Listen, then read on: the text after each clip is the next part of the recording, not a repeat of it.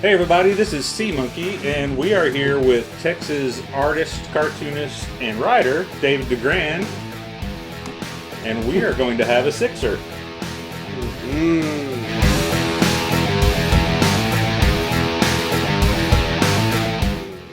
Well, this is the show where we meet with a special person. We have 6 special beers. I ask 6 special questions, and we get 1 special interview. Oh man, I like special things. So this should be very special. And I feel very special for being invited to participate. So Well, thank you. I appreciate you taking the time to do it. Oh, my pleasure, man. Now, David, you've been an artist and writer for Mad Magazine, Bongo Comics, right? Yeah, I did some Simpsons comics. Some Simpsons comics, Boom Comics, I believe. Yeah, I did some for Boom Studios. What comics are under the Boom? I worked Studios on for Boom Studios. I worked on Garfield. I did some Uncle Grandpa. Uncle Grandpa. Yeah, Uncle Grandpa comic, and I did an Adventure Time comic for them. Oh, okay, yeah, that's right. Yeah.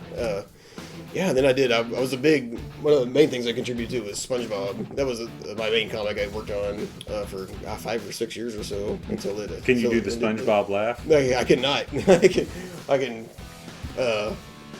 kind of talk like Patrick. The very first beer we're gonna try, I'm gonna start with with sort of a light and fluffy, sugary kind of question, something real easy and light and sweet for you. Okay.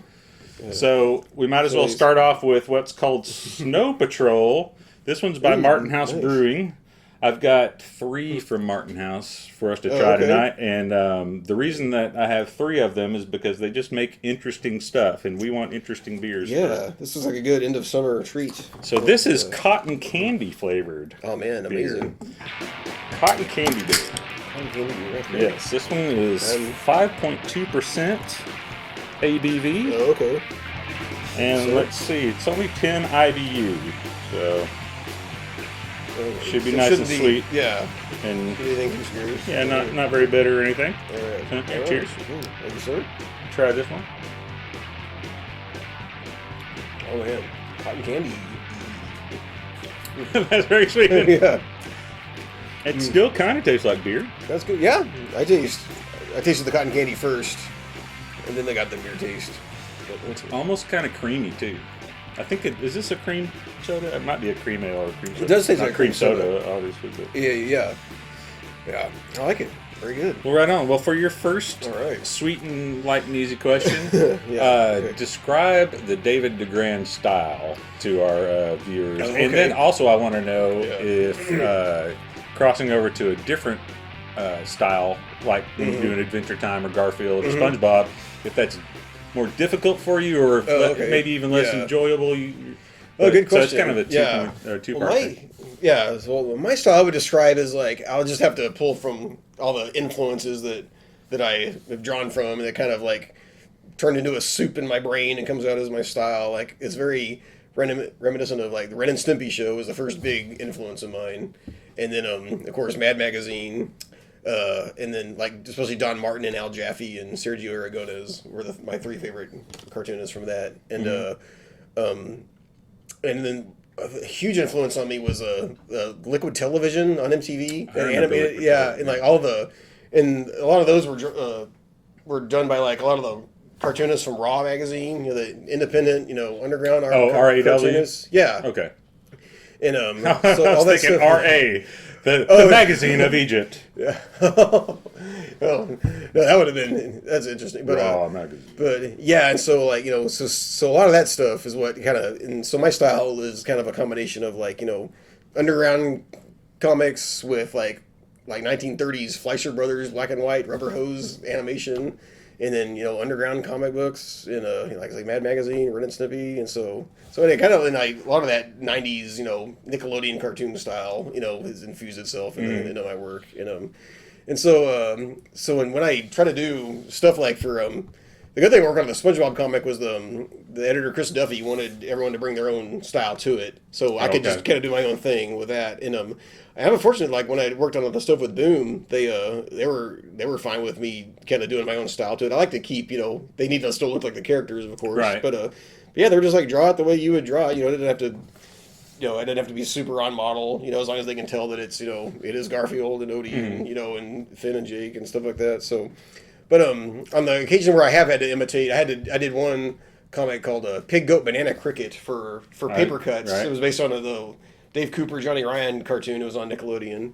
And I had to try to imitate Dave Cooper's style, which was very difficult because it's real loose and it has shaky line and it's really amazing. But I did the best I could. I think it came out okay. But that was one of the most nerve-wracking things I've ever had to do when I have to try to stick real close to another artist's style. Do you feel like they're going to judge you too harshly or something? Yeah, but no, actually, Dave Cooper complimented me on what. Oh, right on. So it was all good. So I was like, okay, I guess I'm not fired from the cartoon world. And you finish my. Are you going to finish it? We don't have to finish every bit of every one, but we do want to at least there we go, man. Get a good impression of it. That was good. Let's put that one out front. Now, you might notice the green screen. I will be showing, basically just whatever I want to. But like when we were talking about the piece that you did for me, which was for the Boobles album, it's a song called Maxine's Killer Mammers. We'll just show that up here. How about that? Okay, cool. Hopefully my head will cover up a boob or something. Well, now, those are pretty big boobs on that thing. So. Now, our next one, since we're getting into fall and it's that trendy time of the pumpkin spice latte and all that kind of stuff, this is called Punkle, which is a Lakewood Brewing's Dunkel style with pumpkin pie spices. So it's called a pumpkin pie spiced Dunkel. Punkle. So we're going to get a little trendy. It should be good. Like fall is my favorite time of year. So now, do you do the pumpkin spice latte thing? Okay. No. Are you one of those people? No, I'll occasionally get like the gimmicky like pumpkin spice flavored Spam or whatever they have. Oh, whoa. And or just to see it for the gimmick factor, but I'm not like a super diehard. Must have everything pumpkin spice. So. Well, speaking of trendy stuff, here, let's try this.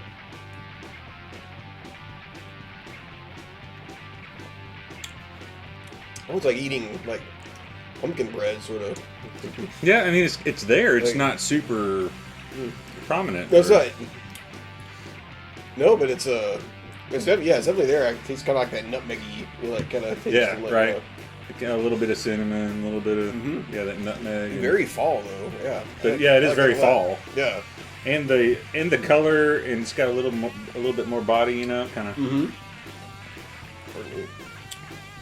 This is the show where you're allowed to burp, sir. So you go right. Man, this one weighs in at 5.5%, by the way, with a 23 IBU. Okay.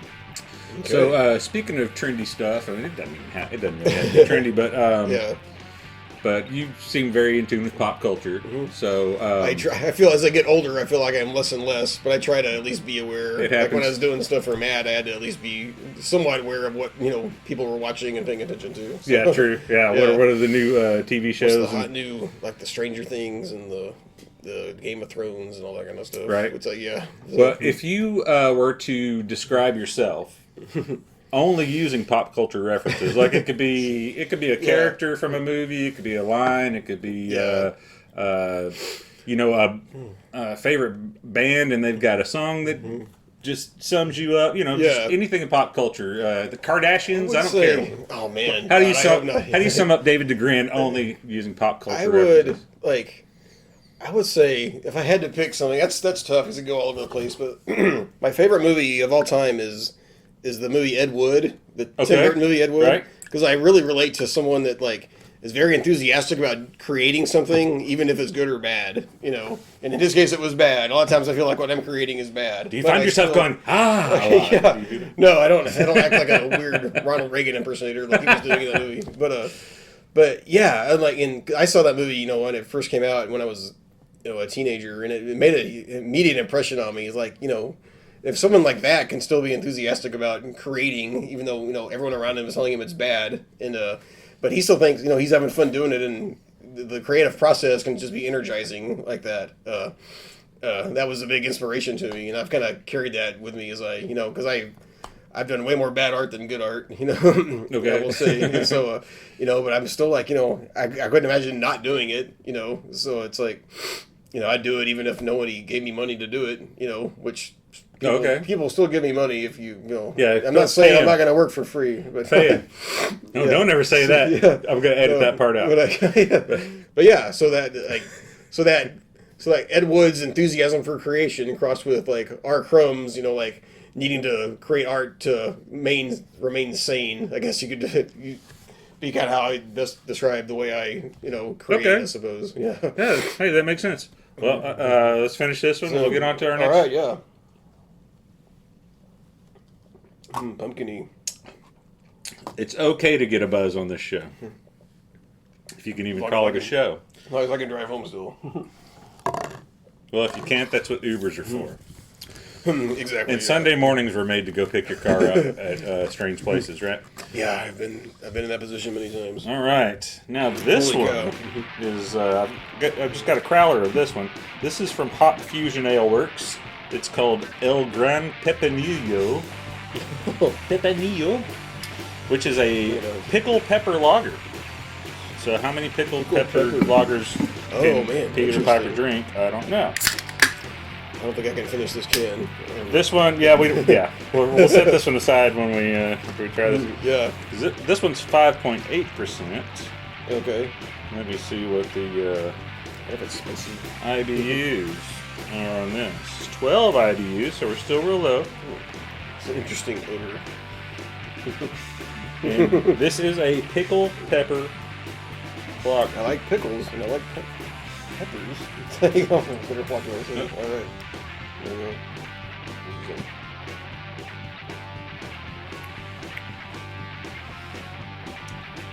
go. Okay, I got the spice there at the end. Yeah. Yeah. That's interesting. Yeah. I've had this one plenty of times before. Oh, okay. So I know what to expect. It's like spicy pickle juice. Basically, yeah. I like it though. Yeah. After you keep drinking it for a while, then the more the pepper builds and everything. Oh, okay, yeah. That's pretty good. Yeah. Tasty. Well, to go along with this beer, I don't normally try to theme my questions to the beer, but in this case, I did. Interesting. I'd like to know what is the biggest pickle you've ever found yourself in or gotten yourself in? Oh, let's see here. Okay. Something that comes to mind as far as a pickle goes. I used to be a movie theater projectionist when I was in high school and kind of went through college. That was a good job to have for someone that likes to sit alone by themselves and draw, you know, and get paid, you know, and occasionally do some work, restart the machines and everything. So I remember when I was in high school, we were showing like one of the first few nights of Titanic. That's how it showed, like how far back, you know, that was. It was a packed house, and I was out front doing the marquee, you know, changing the letters up it was a Thursday night for putting the new movie titles up for Friday. Gotcha. And, so I'm like, okay, movie's going, I'm good, you know. So I was doing that, and I suddenly see people kind of slowly trickling out.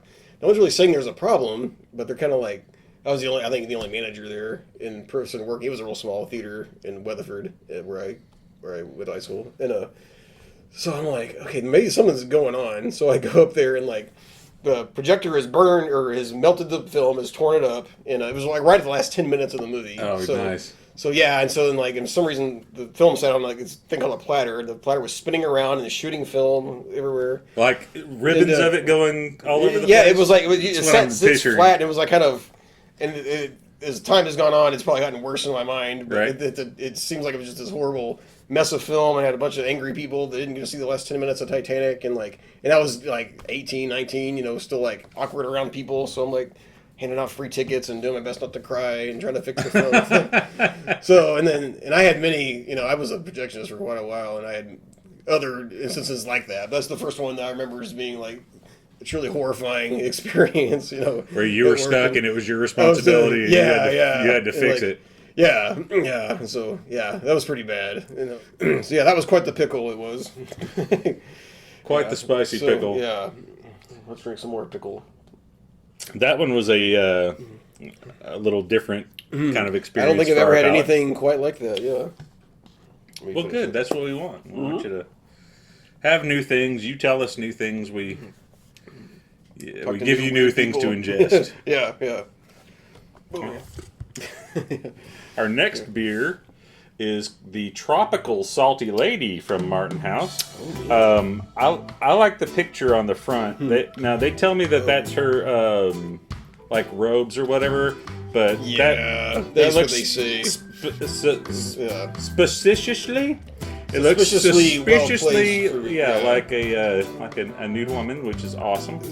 I can tell you from experience that artist was seeing what he could get away with. And then this edition has pineapple, kiwi, passion fruit, and guava in it. It's another 5.2, so we're still in, safe territory. Yeah, nothing scary. Semi-sessionable there. Yeah. It's kind of pinkish. It is a little bit, isn't it? Yeah. I've never noticed that before. This one is 9 IBU, so super low on the IBU. Just line it up and see what we got here, huh? It's a nice palate cleanser from that saltiness.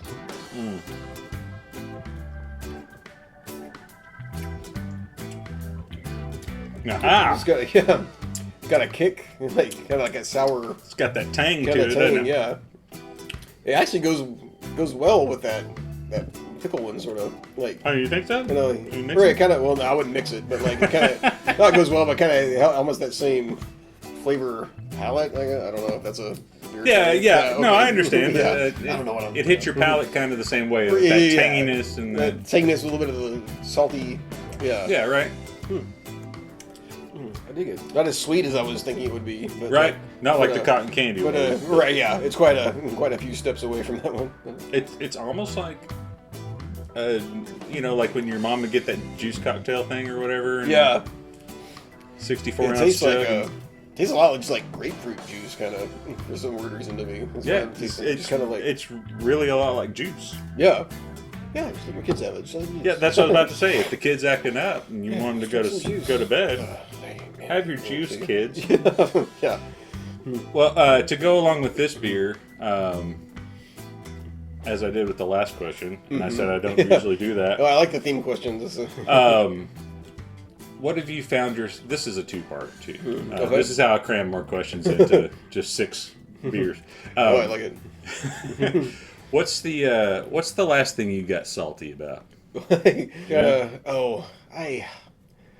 I'm a little annoyed by all this Joker movie nonsense that people are getting all up in arms at how it could cause real world violence. Like they always say, like there's kind of controversy where people think that people are gonna act like the Joker and go out and hurt people, and I get it. I mean, we live in a not to get too bring the mood down. Look right at that camera. And tell us no, it's just like where people people go crazy and go on shooting sprees and stuff. I get why people can be concerned, but at the same time, it's like people shouldn't be blaming media for people's behavior. I don't think, and it's just like it's just, and then I'm not one of these keyboard warriors, it's screaming on Twitter about it or anything, but it's like I'll just stew silently, and just be like, So that may be the last thing. I mean, I didn't get, I got maybe slightly irked about it. I wouldn't say I got super angry and like.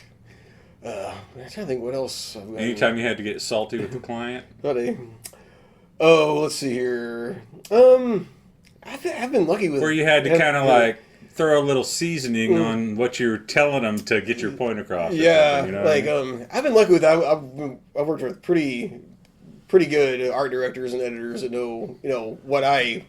They know my style and know what I bring to the table, and so there's not a whole lot of back and forth. But my main thing is just trying to get paid a lot of times from people, to go back to that again.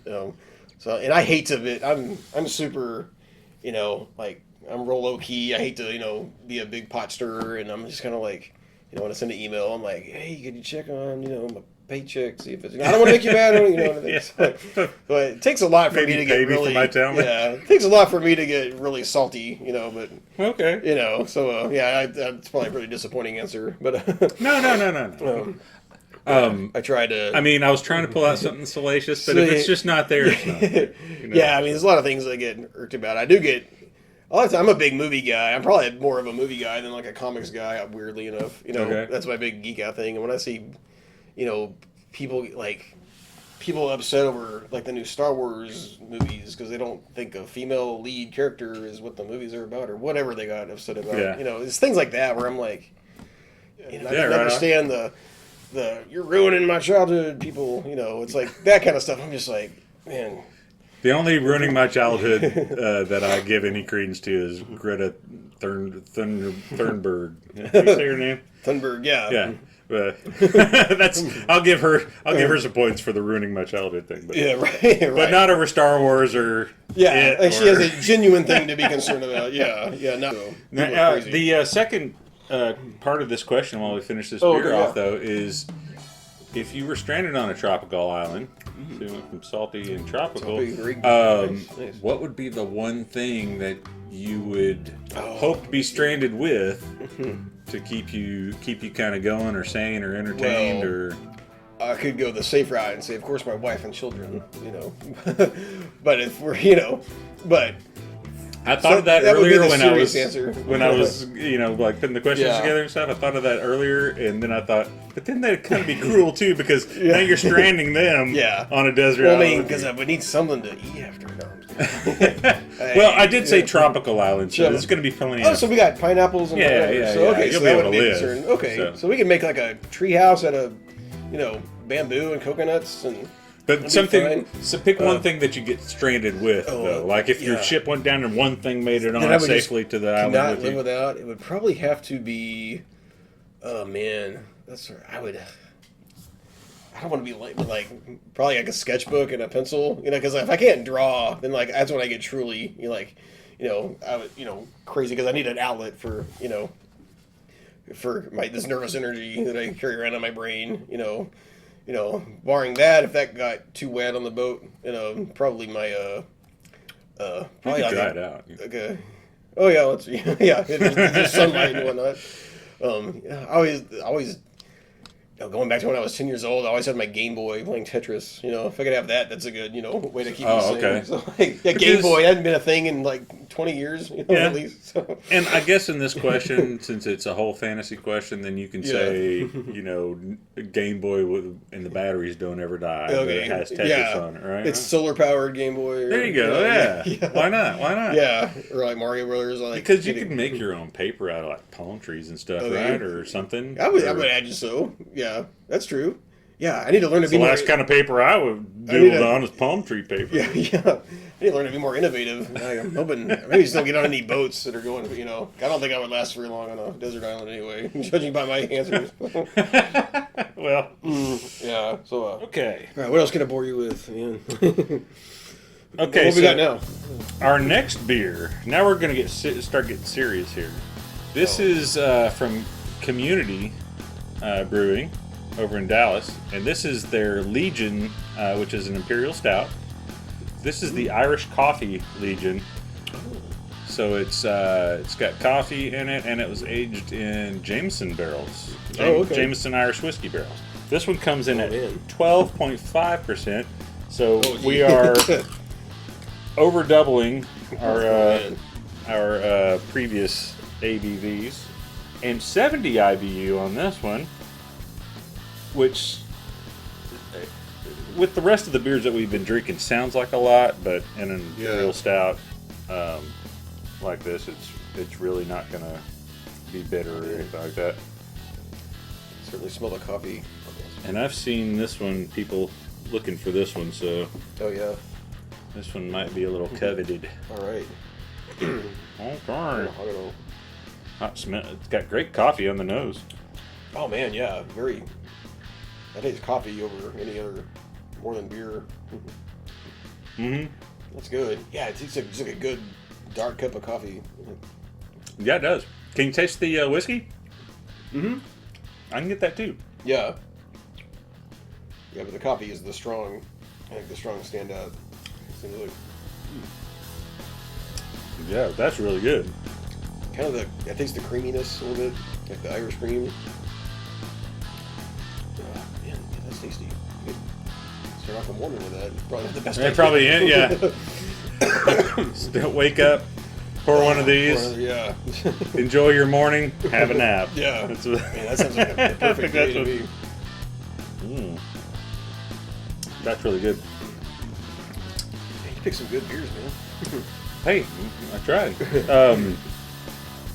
What I wanted to ask you with this one, now that we're kind of like we're sitting at the coffee house, but Yeah, got some jazz playing. but pouring a little nip from our flask. Right, yeah. So it's kind of musing time, you know, like let's say you had the same level of talent as you do with your drawing and comics and you know. Some would argue that's not. Hold on. the same level of talent, which I think's high because you've gotten gigs for you know, popular comics. Mad Magazine is a great gig. Cool stuff. Yeah. You know, things like that. Excuse me. So if you could choose a different talent that wasn't art, Man, that's interesting. but still have the same level of mastery and the same level of success, getting gigs like, you know, as cool as Mad and MTV and yeah. you know, Nickelodeon and things like that. Yeah. What talent would you trade? I would say I've always been very envious of people that can, like, good musicians, especially people that can compose music. Like, I've been obsessed with, like, I got real obsessed with, like, movie music when I was early, like film scores. I got obsessed with, like, John Williams and Danny Elfman and Jerry Goldsmith, and I was always just in awe that people could just think of music like that, you know, for movies and and anyone much less to have it kind of jive with the scene. Yeah, work with like another director's vision, and like it seems like a magic trick to me. So like I would love to be able to compose like orchestral, you know, music, not necessarily just for movies, but like, you know, just just good, you know, orchestral music, you know, like classical music, you know, composers. I was always in awe. Like, if I could have another like outlet, you know, creative outlet, I would love to be able to compose music, but I don't have the slightest clue how people do that. Right. But yeah, it's beyond my grasp of how people's brains work like that. But I would love to be able to do that. But man, I'll just stick to drawing. What's the last soundtrack that you bought? Let's see. I bought the one for I really loved Midsummer, that horror movie that came out. Right. I hadn't seen that yet. Oh man, it's good. I love good. That one seemed like a polarizing kind of which is my favorite kind of movies. Ones that like either love it or hate it, you know. But I like that. That one has a really good, moody, creepy, beautiful score. That I can't remember the composer's name now. I think this is kind of a newer guy that works with that director. But man, that was really good. And that was the same director that did Hereditary? Hereditary, yeah, Ari Aster. Yeah. I really liked that movie. Yeah. That was a slow burn, creepy... Yeah, and that's how Midsummer is too. But man, I really like that guy's work, because he's like, it's a real creative, you know, real unique vision, you know, the way he, you know, composes scenes and like, builds tension out of quiet, you know, tense, you know, dark, moody scenes. And so Midsummer's that way too. So that was probably like my favorite movie to come out of this past summer, you know. And did you actually buy the soundtrack and you listened to it? I did. Okay. Yeah. I did. Yeah, I bought it off of iTunes, you know. Oh, okay. Oh man, just like a morning cup. Now there's more in this one, but we're... Yeah, I don't want to... We're going to partake more than I safely should. Now, our final beer... Yeah, all right, what you got, man? Is the strangest of all. Hopefully this isn't the one that you...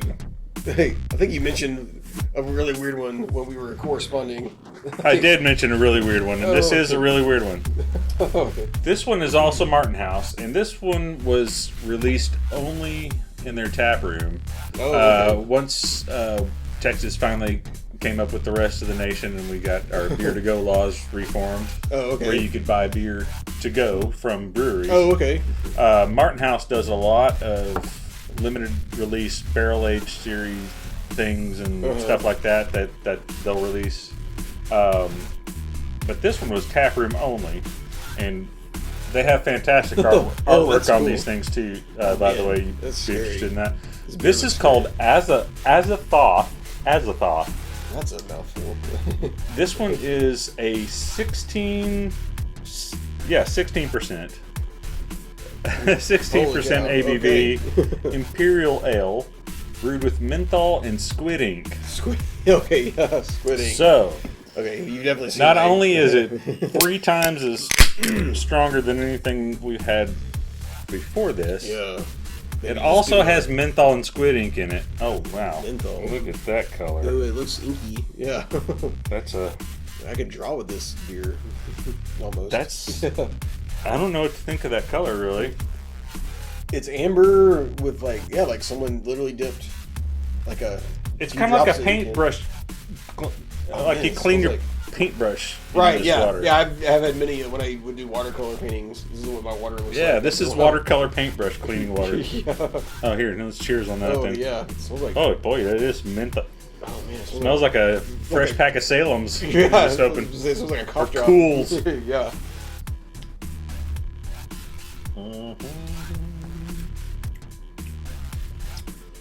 I don't even know where to begin to describe that.